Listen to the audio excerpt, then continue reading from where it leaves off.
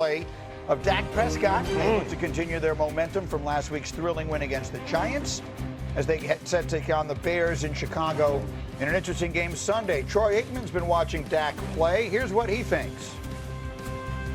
I have been impressed with Dak, certainly week one and what he was able to do. And then this last game, he just, he's always had good energy. He's always had good, body language and all that on the field. But in addition to just how well he's played, I just sense that there's a confidence about him in the way in which he's playing that I don't want to say I haven't seen it before, but I just feel like he's really dialed in.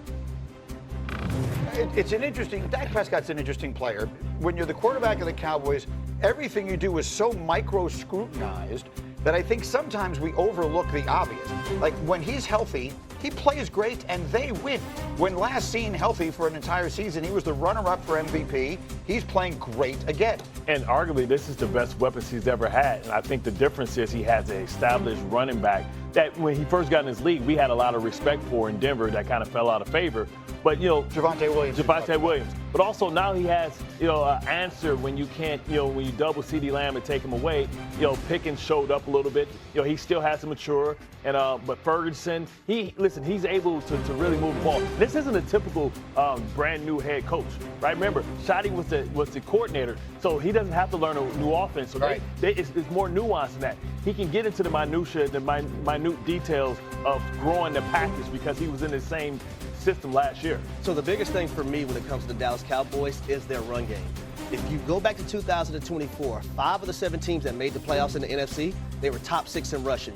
You can't be one-dimensional in this league. You have to be balanced. The Dallas Cowboys right now, currently, they're 11th in rushing. Javonte Williams has really altered things, but also the mindset coming into the season. Hey, we're not just going to throw the football around. We're going to establish the run. We want to push people around. Investing into that offensive line, that was their first-round draft pick this year in the 2025 NFL Draft. The run game is making things drastically different, in my opinion, for the Dallas Cowboys. Because Dak Prescott, from my eyes, he's going to play lights out football. But now you add another dimension to that offense, and the offense of the Dallas Cowboys are scarier. Yeah, I think it's George Pickens because when you're trying to build a team, it's hard to get 2 corners that are physical enough to match up with CeeDee Lamb. And now on the other side, George Pickens, who has 13 career touchdowns. Look at that catching radius. Well, that was CeeDee Lamb. Yeah. But in the red zone, again, he has been he's already scored a touchdown, but he's created a lot of good matchups for Jake Ferguson as well. So when we talk about Dak playing well, like this play right here, they couldn't do that a year ago. That's why I think Pickens, more than Williams, has been so impactful. Fascinating game. We've seen the stat all week long that the 2 players who've been the NFC Offensive Player of the Week have both played against the Bears. So does that mean that Dak Prescott's going to do that as well? There's another interesting storyline in this game. We've had a lot of revenge games, and here comes another. Yeah, last week it was all about Ben Johnson going back into Detroit. How about Matt Eberflus going into Chicago? Eberflus so unceremoniously fired, and really a punchline in Chicago this whole offseason, and how much better Caleb's going to be now that he's finally got a real coaching staff. Eberflus has been the defensive coordinator for the Cowboys in 2 weeks, and they've been lit up in 2 games. I could see Matt Eberflus having a different kind of approach to this game, going up against his former team, and the owners in the front office that blamed him for last year's ineptitude and firing him. I will note this. In his presser, Brian Schottenheimer said there's nothing he would love more than to win that game and to give the game ball to Flus after the game. Not Dak, let's give it to the defensive coordinator who's going to have something ready for Caleb Williams. That's motivation. Win one for the Flus. Yeah, we always have that type of protection. Like when you go there, whether it be the Harry Bowl or the TV Bowl or the Rex Bowl, we always had that. That's just the extra juice. That's the mind tricks that head coaches. So don't fall for that. But they want to look. You're going to make a little bold prediction later this morning about this game. And we're going to get a prediction on the total in a minute here. Without giving away the whole thing, are you expecting fireworks? Historic fireworks. And neither side, are the old Rick Ryan Greeny, are the punters even going to be active? Like, this is just 4-down football up and down the field. The big X factor to me is Caleb Williams and what he does. And, we have a tape to show here. What are you seeing? What have you seen in Caleb? When he holds the ball, Greeny, he really struggles. This is an unbelievable statistic. Since he's been in the NFL, this is from Hembo, they are 1-7 when he holds the ball for 3 seconds or longer. Now, look, here's a play against Detroit. Not there, throw it away, run.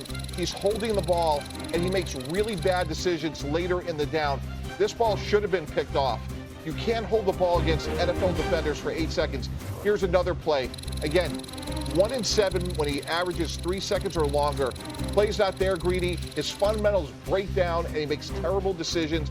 This is an interception. If you want to be a great quarterback in the NFL, you cannot do that. This is a work in progress, right? Yeah, I mean, it is. it's 2 weeks in, Caleb Williams in this offense with Ben Johnson. Are you encouraged by what you've seen from it so far? So far, yes. Like, he's going to have bumps in the road, and for everyone who's saying That's a boulder. But here's the thing, Mike T. You're talking about a guy who's had 3 play callers in 2 years, 2 head coaches.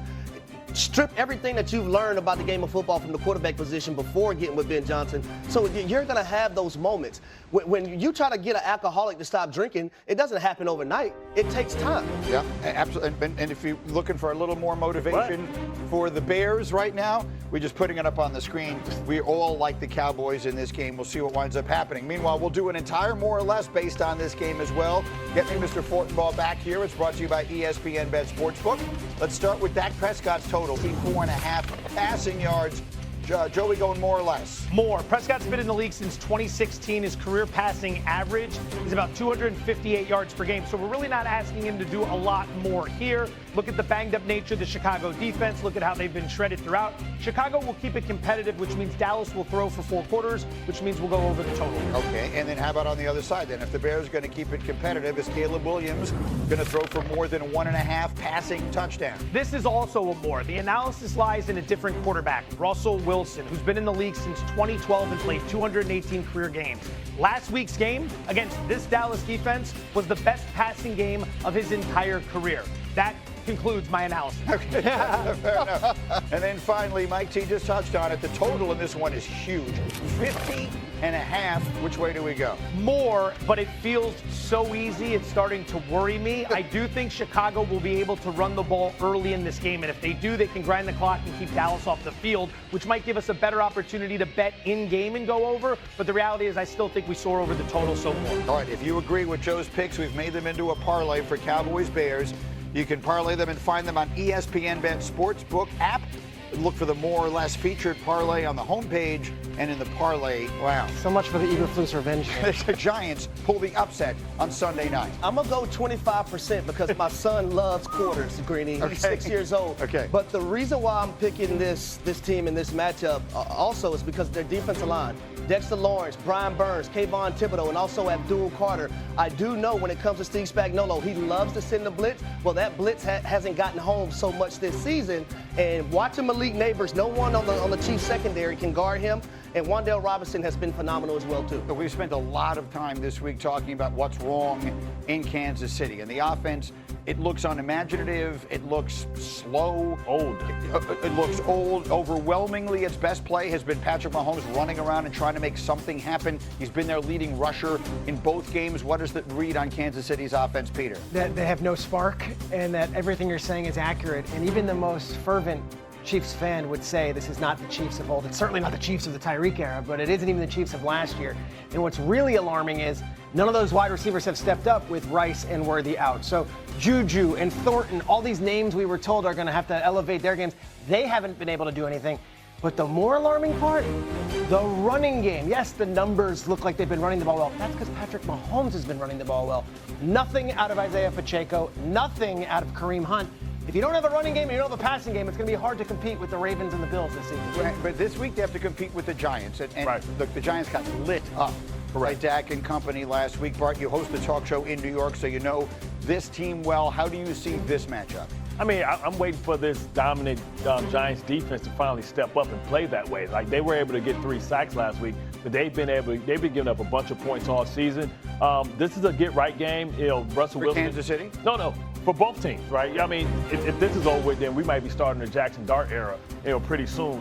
2 more weeks before they get to the Saints. Even though Russell threw for whatever it was, 450. Yeah, because at the end of the day, if you're going to continue losing, then what's the point? Right. The only way that Dayball saves his job is if Jackson Dart is a good football player. Mm-hmm. But right now, the Kansas City Chiefs just remind me of our teams where we just went to so many games. Patrick Mahomes has probably played an entire extra season going to the AFC Championship every year. They look like a tired team. Now, you got to kick them while they're down, because when they get those reinforcements, they're going to be a much better football team. the reinforcements meaning Xavier Rashee Worthy Rice coming back. back healthy, Rashee Rice coming back. Take 'em while they down. suspension. Will they be okay? Look, if there's anyone you trust to get this thing figured out, it's Andy Reid, it's Patrick Mahomes. Will the Chiefs be the Chiefs again by the time we get to the end of the season? Absolutely. We're talking about Patrick Mahomes, and here's the solution, Greeny, is play action passing, because they do have a productive game when you look at 6 yards per rush, and only 17% of their offense right now is coming from play action passing. So if I'm Patrick Mahomes, Bart talked about their pass rush in terms of what the Giants could do. I would look to get him under center, use play action, because right now nothing else is working. That's a good foundation to work on. Harry, look, you can't play action when you can't run the ball. The inability What about to run the respecting? football and for guys to win one-on-one outside, we give the Chiefs a lot of grace, and rightfully so, because they played in 5 of the last 6 Super Bowls. But what my eyes are telling me is that their offensive identity is Patrick Mahomes. Go save us and make it work. When you can't run the football, when you can't win one-on-one on the outside, and then Patrick Mahomes is in playoff mode where he feels like he has to scramble and run over guys for positive yardage, that is very alarming to me, because by the time Rashee Rice and Xavier Worthy are both playing together, it might be too late for Kansas City. That's what I'm saying. But Harry's great question is, can they hold serve and get there? They're going to beat the Giants. They're a much better football team, and they're going to get better. Xavier Worthy's shoulders going to get better. Rashee Rice is going to get back, and when they do, they're going to come back to where they once were. Let's put